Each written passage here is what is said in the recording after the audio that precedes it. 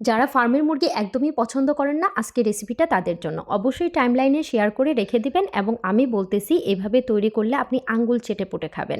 এখানে আদা বাটা, রসুন বাটা, তারপরে হচ্ছে মরিচ, হলুদ সামান্য পরিমাণে দিয়ে সব কিছু দিয়ে এটাকে মাখিয়ে একটা সাইডে কিছুক্ষণ রেখে দিবেন। তারপরে এখানে একটা প্যান নেবেন, নিয়ে তেলটা গরম হওয়ার পর এই জিনিসগুলো আস্তে আস্তে করে ভেজে নেবেন। আর ভাজাটা এমনভাবে ভাজবেন যাতে এটা একটু লালচে বর্ণের হয়, 60 থেকে 70% পর্যন্ত কুক হয়।